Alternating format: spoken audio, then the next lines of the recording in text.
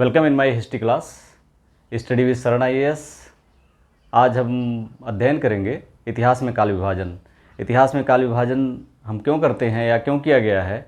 ये बेसिकली इतिहास लेखन को, इतिहास को समझने वाले या अध्येता को, इतिहास के विद्यार्थी को आसानी से चीज़ें समझ में आएँ। एक काल से दूसरे काल में जाने पर क्या प्रवृत्तियाँ परिवर्तित होती हैं, क्या जुड़ती हैं और क्या छूटती हैं, ये देखना ज़रूरी होता है। और इसी प्रवृत्तियों के आधार पर इतिहास लेखन भी किया गया है। एक युग के साम्राज्य की क्या विशेषता थी, अगले युग के साम्राज्य की क्या विशेषता थी, इनमें कुछ मूलभूत अंतर होते हैं, कुछ चीज़ें जुड़ी होती हैं, इससे विकास क्रम आगे बढ़ता है। विकास क्रम को आगे बढ़ते हुए देखना और उसके बाद प्रवृत्तियों को बदलते हुए देखना, दोनों को समझने के लिए हमें इतिहास का कालक्रम समझना ज़रूरी होता है। और इससे संबंधित एक हमारा अन्य वीडियो है, impact of geography on Indian history, भूगोल का भारतीय इतिहास पर प्रभाव। अगर आप देख लेंगे और इस वीडियो अगर मिलाकर देखते हैं तो इतिहास को ना सिर्फ समझना आसान हो जाएगा, पढ़ना लिखना, परीक्षा में करना या लंबे समय तक याद करना, रटने से फुर्सत मिल जाएगी। तो शुरू करते हैं इतिहास में काल विभाजन। इतिहास में सबसे पहले जो इतिहास में काल विभाजन,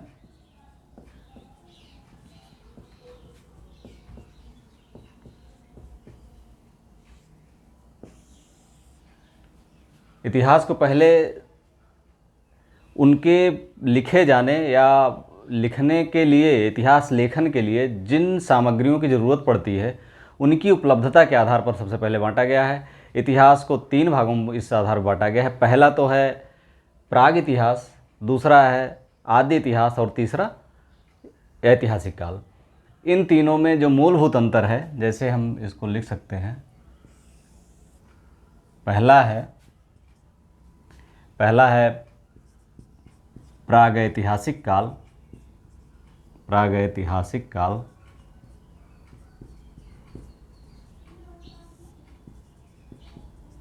दूसरा है आदैतिहासिक काल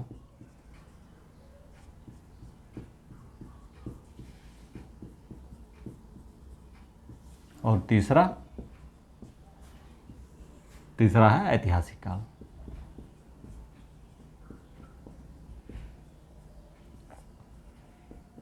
अब इनका विभाजन किस आधार पर किया गया है? इन्हें बांटने के लिए सबसे पहले हम इतिहास को देखते हैं। जब इतिहास का प्रारंभ होता है, इतिहास का प्रारंभ या सभ्यता का प्रारंभ को मान सकते हैं, क्योंकि अब इतिहास वहीं शुरू करते हैं जहाँ से मानव ने सभ्य जीवन प्रारंभ किया, थोड़ा सभ्य होना शुरू कर दिया, या अन्य जो प्राणी थे उनसे उसकी प्रवृत्तियाँ अलग होने लगीं, तब उसी समय से हम इतिहास शुरू करते हैं। क्योंकि अन्य प्राणी केवल भोजन इस आधार पर करते थे कि वो उसी प्रवृत्तियों के आधार पर आज भी बने हुए हैं, लेकिन मनुष्य ने शिकार करना, भोजन इकट्ठा करना, संग्रह करना, फिर बाद में उगाना, घर बनाना, बहुत सारी चीज़ें उसने प्रारंभ कर दी। और इन्हीं प्रवृत्तियों के आधार पर हम देखते हैं उसके बाद उसने लेखन कला का विकास किया, भाषा का विकास किया। ये सब सारी चीज़ें हमें इतिहास लेखन में सहयोग करती हैं। तो उसमें जो सबसे पहले प्रागैतिहासिक काल है, वो ऐतिहासिक काल जब मानव सभ्य होना थोड़ा शुरू हुआ है, या हम कह सकते हैं पूर्व पाषाण काल में, जब मानव ने पत्थर से हथियार बनाकर लोगों को शिकार करना, एक बुद्धिमत्ता का परिचय देना शुरू किया, तभी से ये इस इतिहास का प्रारंभ होता है और तब तक चलता है जब तक लेखन कला प्रत्यक्ष अप्रत्यक्ष रूप से सामने नहीं आया, थोड़ा सा विकास, सभ्यता का विकास नहीं हुआ। तो इसमें हम पूरा पाषाण काल रखते हैं, पाषाण काल पूरा इसमें रखते हैं, क्योंकि इस समय ना तो लेखन कला का विकास था, ना तो लेखन कला का ज्ञान था, और ना ही ऐतिहासिक लेखन कला या भाषा का विकास हुआ था। तो इस समय पाषाण काल का पूरा समय लगभग 25 लाख ईसा पूर्व से लेकर के 3000 या 3000 ईसा पूर्व तक, 25 लाख ईसा पूर्व से लेकर 3000 ईसा पूर्व तक के समय को हम मान सकते हैं। विशेषकर तब तक जब तक हड़प्पा सभ्यता का प्रारंभ, हमें हड़प्पा सभ्यता के ज्ञात के बारे में जानकारी नहीं मिलती है। हड़प्पा सभ्यता आदि इतिहास में हम तब तक देखते हैं जब हमें इतिहास की लेखन की कला का ज्ञान तो है, लेकिन ऐतिहासिक उसको ना हम पढ़ पाए हैं, ना उसके बारे में जान पाए हैं, ना उसके आधार पर किसी प्रवृत्ति का विकास कर पाए हैं, तो ऐसे काल को आद्य ऐतिहासिक काल कहते हैं, जब लेखन कला ज्ञान तो था लेकिन उसे पढ़ा नहीं जा सकता था लिपियों को। ऐसा कौन सा है? हड़प्पा काल। और दूसरा वैदिक काल। वैदिक काल में लेखन कला का ज्ञान या भाषा का ज्ञान के आधार पता तो चलता है, लेकिन सारे जो थे ज्ञान का माध्यम था, सारे शिक्षा थी, सब मौखिक होती थी, इसलिए इसके साक्ष्य नहीं मिलते हैं लेखन कला के, या इस तरह के कोई लिखित साक्ष्य नहीं मिलता है। उस समय के वैदिक काल के साक्ष्य भी भौतिक साक्ष्य बहुत कम मिलते हैं, और इस आधार पर वैदिक काल को भी हम आद्य ऐतिहासिक काल में रख सकते हैं। इसके बाद छठी शताब्दी ईसा पूर्व से लेकर 6ठी सदी ईसा पूर्व के या उसके आगे के काल को हम ऐतिहासिक काल कह सकते हैं, क्योंकि हम अशोक के अभिलेखों में लिपि का विकास, भाषा, लिपि, प्राकृत भाषा और ब्राह्मी लिपि का उल्लेख पाते हैं। उसके पूरे लिपि पूरे देश में, देश के बाहर अफगानिस्तान तक फैले हुए थे, तो उस लिपि के विकास में निश्चित तौर पर 300-400 साल लगे ही होंगे। तो 6ठी शताब्दी अशोक का काल, जो मौर्य काल शुरू होता है 321 ईसा पूर्व में, उससे पहले 300 साल 400 साल पहले या 6ठी शताब्दी ईसा पूर्व में हम ऐतिहासिक काल मान सकते हैं, क्योंकि गौतम बुद्ध की ऐतिहासिकता असंदिग्ध है। उनकी ऐतिहासिकता उस समय और आज भी हम उसको प्रमाणित कर सकते हैं अशोक के अभिलेखों के आधार पर या अन्य स्रोतों के आधार पर, तो इसे ऐतिहासिक काल मानते हैं। अब ये हो गया इस आधार पर काल विभाजन की लेखन कला या पुरातात्विक सामग्रियों की उपलब्धता के आधार पर हम कैसे विभाजन करते हैं। यहाँ पर हमें केवल पुरातात्विक सामग्री के आधार पर पुरातात्विक साक्ष्यों के आधार पर इस काल का इतिहास लेखन हम करते हैं, और यहाँ का लेखन हम भी पुरातात्विक साक्ष्यों के आधार पर ही करते हैं। हाँ, हालांकि अभी लेखन हड़प्पा लिपियों पर 400 चित्राक्षर मिले हैं, पिक्टोग्राफ मिले हैं, लेकिन उसके आधार पर अभी द्विभाषिक लिपि मेसोपोटामिया अन्य जगहों से नहीं मिला है, इससे हम इसे ज्ञात नहीं कर पाए हैं। और ऐतिहासिक काल ऐसा समय है, ऐतिहासिक काल के हमें लिखित साक्ष्य मिलते हैं, प्रागैतिहासिक पुरातात्विक साक्ष्य मिलते हैं, तो इसका थोड़ा सा अधिक विश्वसनीय इतिहास हम लिख पाते हैं। इसके बाद प्रारंभ करते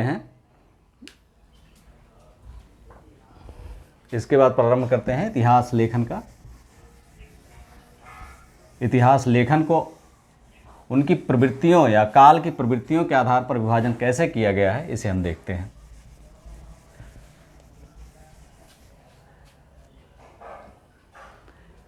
सबसे पहले इतिहास को हम देखते हैं। इतिहास, इसको हम 3 भागों में बांट सकते हैं। पहला है प्राचीन इतिहास, दूसरा है मध्यकालीन इतिहास, और तीसरा है आधुनिक इतिहास।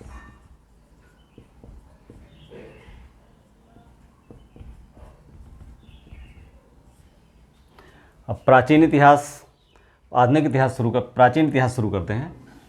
प्राचीन इतिहास को पुनः हम कई भागों में बांट सकते हैं, जैसे पाषाण काल,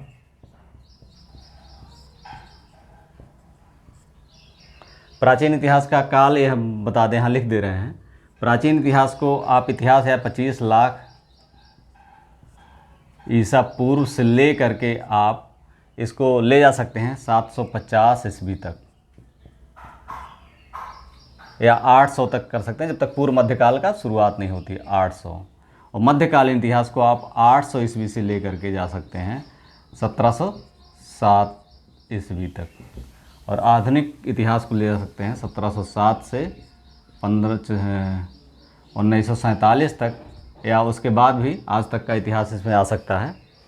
अब इस वाले इतिहास में प्राचीन इतिहास में पाषाण काल है, इसके बाद हड़प्पा काल है,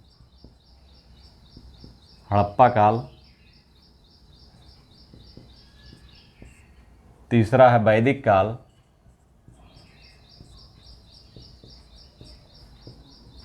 चौथा है बुद्ध काल,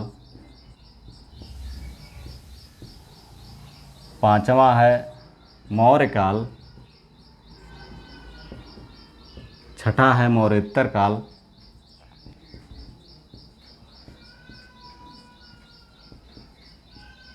फिर गुप्त काल और उसके बाद गुप्तोत्तर काल।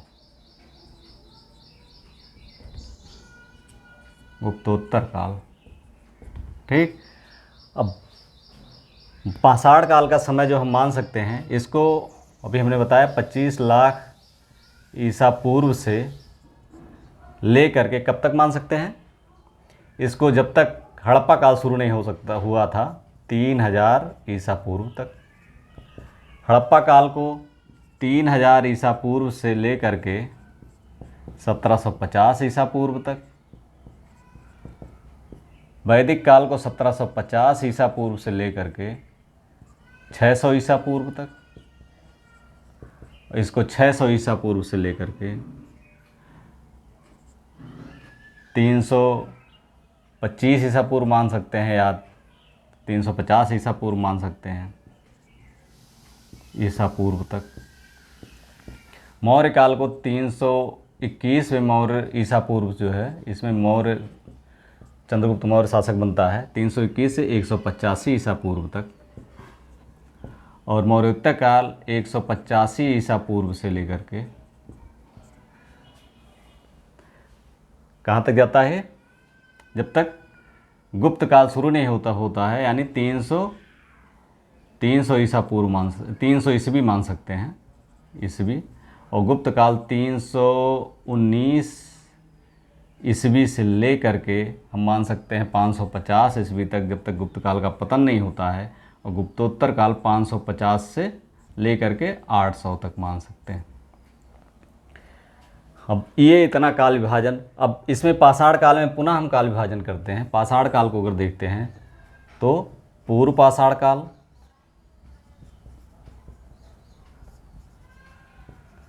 फिर मध्य पाषाण काल,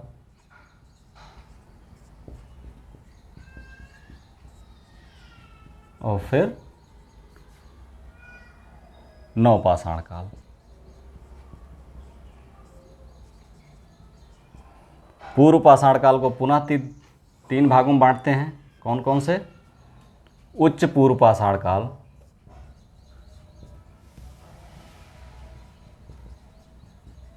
दूसरा है निम्न पूर्व पाषाण काल, मध्य पूर्व पाषाण काल,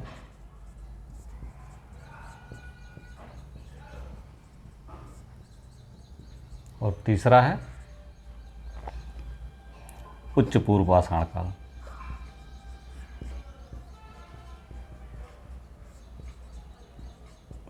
अब यहाँ पाषाण काल में अगर देखते हैं तो इसमें जो काल विभाजन का आधार है वो मेनली पहले पूर्व पाषाण काल देखते हैं। पूर्व पाषाण काल में जो प्रवृत्तियाँ होती हैं शिकार की, क्योंकि पूर्व पाषाण काल में केवल शिकार के आधार पर शिकार और खाद्य संग्रह ही करते थे। पूर्व पाषाण काल में यहाँ पर शिकार और खाद्य संग्रह, मनुष्य जो है शिकार और खाद्य संग्रह करता था। पाषाण काल में आकर के एक पेशा, ये दोनों पहले से आ रहे थे, एक पेशा और जुड़ गया, क्या? पशुपालन अंतिम अवस्था में जा कर के। अब शिकार, खाद्य संग्रह, पशुपालन यहाँ हो गया मध्य पाषाण काल में। और नव पाषाण काल में ये तीनों तो थे ही, और एक है खाद्य उत्पादक हो गया ये। यानी नव पाषाण काल में 3 पहले के पेशे और प्लस एक खाद्य उत्पादक अवस्था आ गई। शिकार, खाद्य संग्रह, पशुपालन और खाद्य उत्पादक नव पाषाण काल में। समझ गए होंगे आप। पूर्व पाषाण काल में केवल शिकार करता था, खाद्य संग्रह करता था। मध्य पाषाण काल में पशुपालन करने लगा, शिकार और खाद्य संग्रह करता ही था। नव पाषाण काल में खाद्य उत्पादक भी हो गया। इसके बाद इधर हम देखते हैं पूर्व पाषाण काल में उच्च पूर्व पाषाण काल, मध्य पूर्व पाषाण काल, उच्च पूर्व पाषाण काल। तो यहाँ हम देखते हैं केवल शिकार और खाद्य संग्रह है। तो इन स्थितियों में यहाँ पर विभाजन का आधार क्या था? तो यहाँ पर जो मेन विभाजन का आधार था वो था किस टूल्स का वो शिकार के लिए उपयोग करता था। यहाँ पर इसके टूल्स बड़े होते थे। बड़े होते थे मतलब जिनसे वो शिकार करता था वो थोड़े से भौंडे किस्म के होते थे, खुरदुरे होते थे, बहुत शार्प नहीं होते थे। तो यहाँ पर जो मुख्य हैंड एक्स या कुल्हाड़ी, क्लीवर, बिदारड़ी, हैंड कुल्हाड़ी और बिदारड़ी थे, यहाँ पर ये फ्लेक का उपयोग करने लगा। यानी हैंड एक्स बनाने में जो पेबल होता था, एक छोटा पत्थर गोल मटोल होता था जो पत्थर, उससे बड़े पत्थर को तो उस पर बार बार प्रहार करके उसके सल्क उतारे जाते थे। वो पतले और नुकीले होते थे। बाद में उनको हथियार के रूप में उपयोग जो है फ्लेक का मध्य पूर्व पाषाण काल में किया जाने लगा, और उच्च पूर्व पाषाण काल में एक ब्लेड या और पतले या और नुकीले पत्थरों का क्वालिटी भी बदल गई, उससे करने लगा। इससे या वो डंडे में उन ब्लेड्स को लगा करके सीधे शिकार करता था। तो ये तीनों में जो शिकार करने के लिए जिन टूल्स का उपयोग करता था उनके आधार पर ये इसका विभाजन किया गया। उच्च पूर्व पाषाण काल, मध्य पूर्व पाषाण काल, उच्च पूर्व पाषाण काल। तो उच्च पूर्व पाषाण काल ये निम्न पूर्व पाषाण काल है। पूर्व पाषाण काल का समय जो था 25 लाख से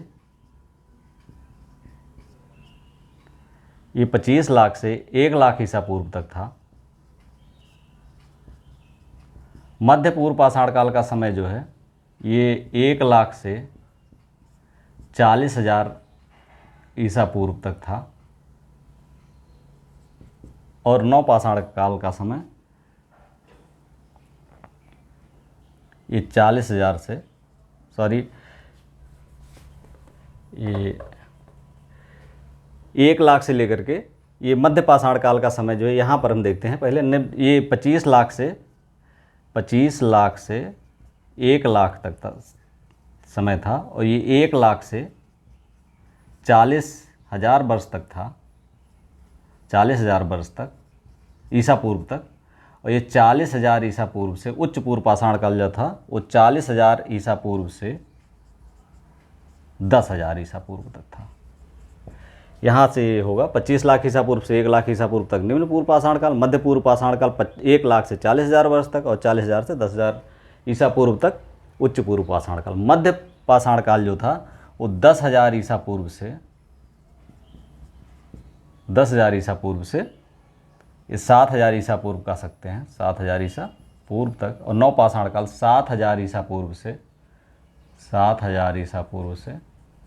3,000 ईसा पूर्व मान सकते हैं, या कहीं कहीं पर ये 1,000 ईसा पूर्व तक की स्थितियाँ पाई गई पाषाण उपकरण। जैसे आजकल हम देख सकते हैं स्तरीकरण, ये एक जो ग्रामीण क्षेत्र का एक पिछड़ा इलाका है, वहाँ पर गांव के लोग और दिल्ली के किसी पास इलाके में, दोनों में सभ्यता का कितना अंतर होता है। उस अंतर से हम समझ सकते हैं कि वहाँ पर 4G 5G 6G यूज करते हैं, सारे टूल्स सारे नए वो यूज करते हैं, हवाई जहाज़ से यात्रा करते हैं, विदेशों की यात्रा छड़ भड़ में करते हैं। यहाँ भी बैलगाड़ी चलती है, तो उतना अंतर यहाँ पर भी था।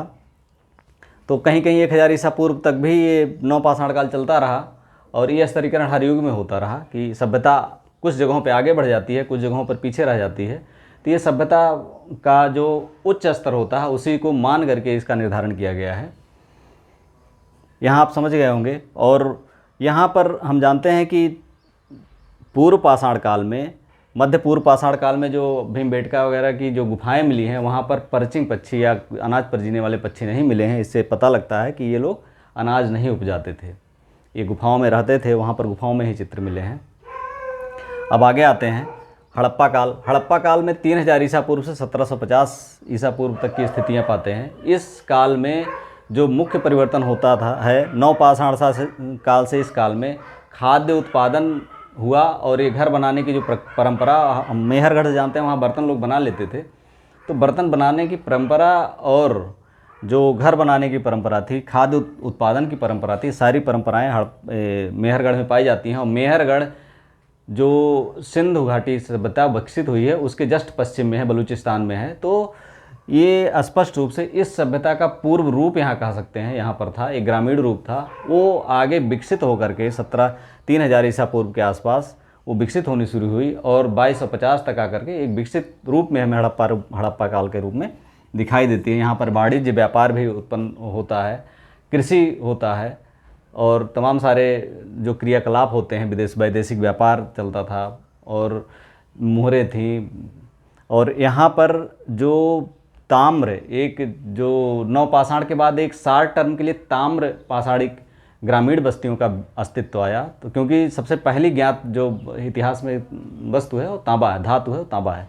तो तांबे के उपयोग का जो काल था वो हड़प्पा के थोड़ा पहले था। हालांकि बाद के समय में बहुत सारी संस्कृतियों को तांबे का ज्ञान नहीं हो पाता था, तो तांबे से ही कार्य चलाया उन्होंने। कांसे का या मेटलर्जी ज्ञान नहीं था बहुत सारी ग्रामीण संस्कृतियों को। लेकिन यहाँ पर हड़प्पा सभ्यता कांस्य युगीन सभ्यता कही गई है, क्योंकि कांसे का उपयोग तांबे में टिन मिला के किया जाता था। तो यहाँ पर एक अलग सभ्यता नगरीकरण के स्तर तक पहुँची। इसे प्रथम नगरीकरण यहाँ होता है, प्रथम नगरीकरण।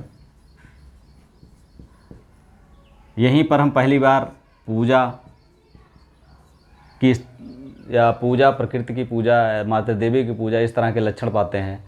यहीं पर हम पहले कपड़े का यूज करते हुए पाते हैं, व्यापार करते हुए पाते हैं, सड़कें, नालियाँ, मतलब इस तरह से बहुत सारे जो शहरी जीवन में आज भी हमारे कई शहरों में बेसिक सुविधाएं नहीं है, वो बेसिक सुविधाएं वहाँ पर हम पाते हैं। अब 1750 ईस्वी से ये वैदिक काल 1500 ईसा पूर्व से 1500 ईसा पूर्व से था। अब 1500 ईसा पूर्व 1750 से 1500 के बीच की जो गैप है, इसमें ग्रामीण सभ्यता तो छिटपुट मिलती है, लेकिन बहुत ज़्यादा विकास नहीं मिलता है। तो इस युग में, वैदिक काल में 1500 से 600 ईसा पूर्व में जो आर्य आए, आर्यों का आगमन होता 1500 ईसा पूर्व में। वो हड़प्पा को विनष्ट करने वाला भी कहा गया है कुछ सूत्रों के अनुसार, तो कुछ विद्वानों के अनुसार। तो ये 1500 से 600 ईसा पूर्व में एक ऐसी स्थिति आती है जब हम नगरीकरण की स्थिति एकदम ख़त्म पाते हैं, और इस समय की स्थिति पशुचारण की होती है। क्या होती है? पशुचारण की होती है। यहाँ पर लोग पशुओं का व्यापार करते हैं, उन्हीं को लेकर चलते हैं, कबायली जीवन जीते हैं, इस तरह की स्थितियाँ पाते हैं। और ये स्थितियाँ चलती हैं 1000 ईसा पूर्व तक। कहाँ तक? 1000 ईसा पूर्व तक। ये ऋग्वैदिक युग या वैदिक युग कहते हैं इसे, 1000 ईसा पूर्व तक। 1000 ईसा पूर्व के बाद उत्तर वैदिक युग जो शुरू होता है, उत्तर वैदिक युग, ये 600 ईसा पूर्व तक चलता है। इस उत्तर वैदिक युग में हम कुछ प्रवृत्तियों, यहाँ जो केवल पशुचारण और पशु व्यापार और कबायली जीवन था, उसमें दरार पड़ती हुई पाते हैं।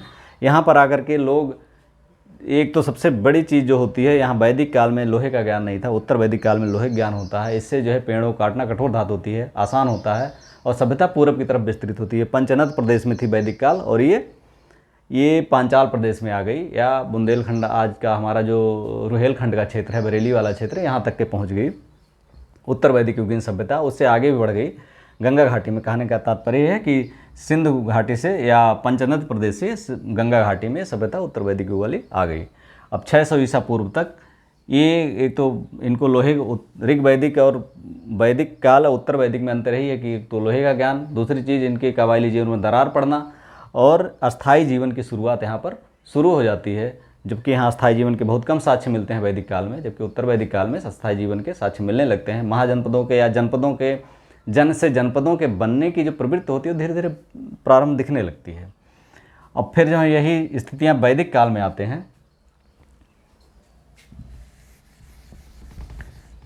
वैदिक काल की स्थिति, बुद्ध काल में आते हैं।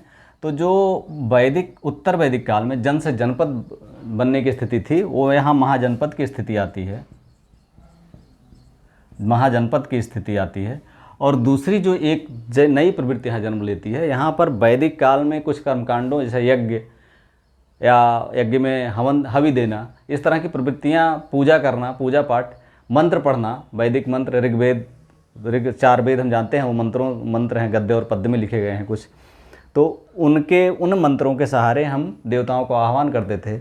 और बुद्ध काल तक, 600 ईसा पूर्व तक आते आते इनमें इतनी जटिलता आ गई कि लोग, पूरा समाज इन्हीं से जुड़ा हुआ था, लेकिन समाज इससे त्रस्त भी था। क्योंकि इस समय जब अस्थायीकरण शुरू हुई, तो नगरीकरण शुरू हुआ, शिल्प शुरू हुआ, व्यापार शुरू हुआ, समाज आगे बढ़ने लगा, लेकिन सबका आधार जो कृषि था, कृषि में बाधा ये वैदिक सभ्यता कर रही थी, क्योंकि इस समय पशु बलि के द्वारा पशुओं को मारा जा रहा था और पुरोहितों का महत्व बहुत दिन पर दिन बढ़ता जा रहा था, क्योंकि ऐसा माना जाता था कि अगर मंत्र पढ़ने में ज़रा भी त्रुटि हुई, श्लोक पढ़ने में ज़रा भी त्रुटि हुई तो बहुत बड़ा अनिष्ट हो सकता था। और मंत्र अब राजा या बड़े बड़े लोग कर सकते थे, सामान्य व्यक्ति के बस की बात नहीं। तो क्षत्रिय और ब्राह्मण का अस्तित्व बढ़ने लगा और सामान्य जन पीछे चला गया, जबकि शिल्प और वाणिज्य व्यापार से वैश्य वर्ग धनाढ्य हुआ और उसे अपनी प्रतिष्ठा के लिए ज़रूरत पड़ी। तो ऐसे में बुद्ध काल में 62 संप्रदायों का उदय होता है, जो लोगों को समृद्धि के साथ उनको सामाजिक मान्यता दिलाने के लिए एक सामाजिक आधार या जो वैदिक काल की रूढ़ हो चुकी परंपराएं थी और नए युग की परंपराओं के मध्य का एक रास्ता निकालने के लिए 62 संप्रदाय का उदय हुआ। लेकिन 62 संप्रदाय में अधिकतर अव्यवस्था फैलाने वाले थे, अधिक जैसे चरवाक दर्शन है या इस तरह से अज्ञेयवादी दर्शन है, न पाप है न पुण्य है न ईश्वर है, हम जो भी करते हैं उसका कोई मतलब नहीं होता है, न आत्मा है न परमात्मा, मतलब बहुत सारे इस तरह आए। लेकिन इसमें गौतम बुद्ध और जैन धर्म ने एक बड़ी क्रांति लाई और एक समाज को गौतम बुद्ध ने एक महान या सामंजस्यपूर्ण या मध्य का मार्ग बताया और समाज फिर आगे बढ़ गया। बौद्ध का पुनः मौर्य काल में पुनः कई अभी तक जो जीवन था वो नदियों के किनारे या इस तरह से बहुत ज़्यादा आश्रित था, लेकिन यहाँ पर मंडल कूपों का निर्माण होता है। मंडल कूपों का निर्माण होता है, इससे नदियों पर जो आश्रय था वो ख़त्म हुआ, लोग कहीं भी बस्तियाँ बनाकर रह सकते थे। इससे व्यापक रूप से बस्तियों का निर्माण प्रारंभ हुआ मौर्य काल में। और मौर्योत्तर काल में हम जानते हैं, जब मौर्य से मौर्योत्तर काल में जाते हैं तो यहाँ मौर्य काल में और होता है एक जो मगध साम्राज्य बना, तो अभी बिंबिसार से लेकर के मौर्य तक एक व्यवस्था डेवलप हो रही थी। लेकिन मौर्य काल में जितने भी राज व्यवस्था संबंधित संस्थाएं थी उनका आधार पड़ चुका था, उनकी प्रगति या उनके आधार पर मौर्य साम्राज्य चल रहा था। अब वो एक राज्य किसी भी राज्य के लिए एक आधार थे और बाद में मध्यकाल आज तक के बहुत सारी चीज़ें आज तक मौर्य काल से ही चली आ रही हैं, जो कई बार नाम भी हम देखते हैं, कोतवाल या इस तरह से नाम जो होते वहाँ से नागरक की तरह था। तो इस तरह से बहुत सारी व्यवस्थाएं अभी तक कुछ व्यवस्थाओं के अवशेष अभी भी हम देख सकते हैं। तो उसकी जो नींव थी यहाँ पड़ चुकी थी। और मौर्योत्तर काल में जो मौर्य काल में नींव तो पड़ चुकी थी, लेकिन वाणिज्य व्यापार भी उस उन्नत अवस्था में नहीं था। लेकिन कनिष्क जैसे शासकों ने मौर्योत्तर काल में पूर्वोत्तर के बड़े भाग पर कब्जा किया। रेशम मार्ग जो रोम से लेकर के अभी दक्षिण भारत तक होता था, वो रोम और चीन के बीच का जो रेशम मार्ग था उसमें इसने बिचौलियों के हिस्से, भारत ने बिचौलियों के रूप में भाग लेना प्रारंभ किया और एक व्यापक व्यवस्था स्थापित की। और वाणिज्य व्यापार के द्वारा एक तो दक्षिण भारत रोम के व्यापार समृद्ध हो रहा था, यहाँ रेशम व्यापार से उत्तर भारत समृद्ध हो रहा था। और ये समृद्धि का काल था, वाणिज्य व्यापार काल था, वैदेशिक व्यापार की उन्नति का काल था। और इसी उन्नति ने, इसी समृद्धि ने एक पुनः मौर्य काल के बाद एक ऐसे साम्राज्य की नींव रखी, गुप्त साम्राज्य की, जिसने भारत को व्यापक रूप से बौद्धिक रूप से सशक्त किया। इस काल ने, मौर्य काल में संस्थाओं की नींव पड़ी। मौर्योत्तर काल में कनिष्क जैसे शासकों ने इसको समृद्धि प्रदान की देश को। उसी समृद्धि और इसी नींव के इन दोनों के सामंजस्य से गुप्त काल में हम देखते हैं कि एक जैसे कोई समृद्ध हो जाता है तो पढ़ाई लिखाई या अपने रुचियों पर ध्यान देता है, तो उसी तरह से इस काल में साहित्य की, विज्ञान की असीम उन्नति हुई और ये चरमावस्था पहुंची जो वैश्विक संदर्भ में उसमें सबसे महान खोजें थी। शून्य का आविष्कार, पाई का मान, ग्रह नक्षत्रों की गणना। तो इस तरह से बहुत सारे आर्यभट्ट, बारहमिहिर, इस तरह से ऐसे खगोलविद और गणितज्ञ हुए जिसकी विश्व में उस समय कल्पना ही नहीं की जा सकती थी।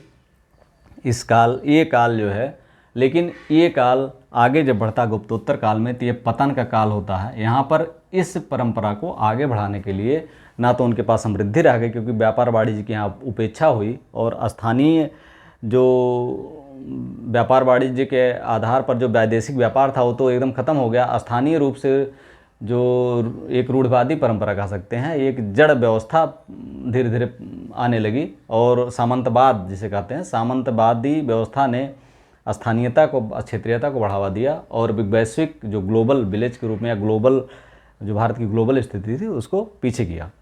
और गुप्त काल के बाद गुप्तोत्तर काल एक पतन का काल मान सकते हैं। इसने इन परंपराओं को, यहाँ की संस्थागत स्थितियों को, यहाँ की समृद्धि को मिला करके इसने, गुप्त काल ने एक बहुत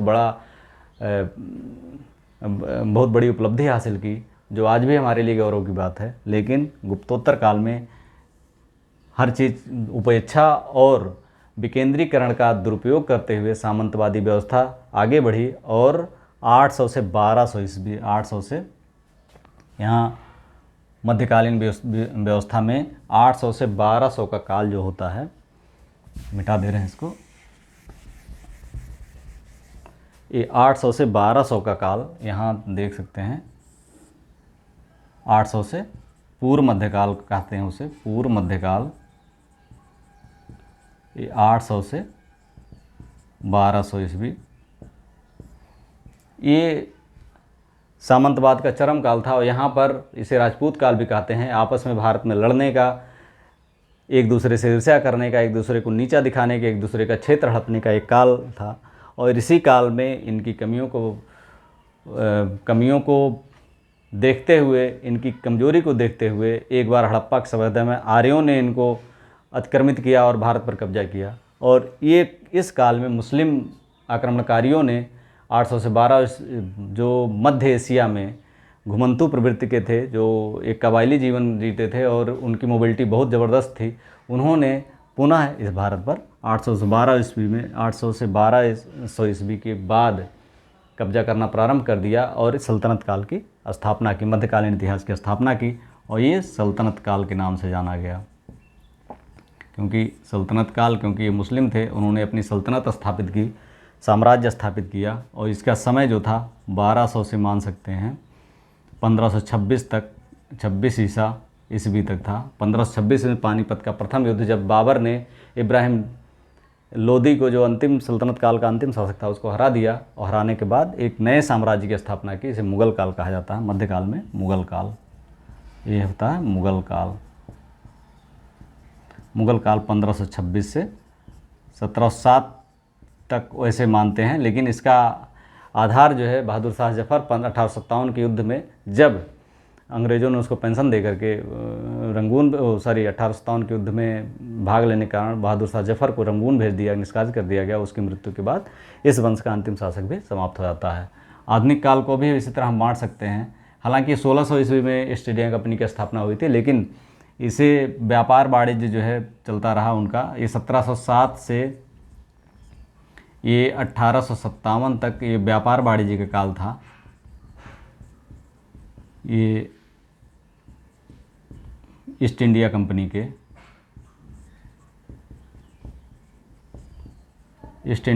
के व्यापार वाणिज्य का काल था ये। इसके बाद 1857 से ले करके 1915 तक का काल जो है हम गांधी पूर्व काल कह सकते हैं। गांधी, ये राजनीतिक ये काल जो है राजनीतिक रूप से लोगों के जागरूक होने का, भारत को एक इकाई के रूप में समझने का और राजनीतिक रूप से लोगों को शिक्षित करने का, कांग्रेस की स्थापना का ये काल था। और इसके बाद 1915 से 1947 तक, स्वतंत्र होने तक, इसे हम गांधी युग कह सकते हैं। क्योंकि इस समय आंदोलनों में गांधी जी ही छाए रहे और उन्होंने अंततः भारत को स्वतंत्र किया, भारत को स्वतंत्रता दिलाई और भारत को एक नए भारत की तरफ ले जाने के लिए, एक नए भारत या एक नई उड़ान भरने के लिए भारत को तैयार किया। वीडियो आपको कैसा लगा कमेंट में ज़रूर बताइएगा। Subscribe and share. Thank you.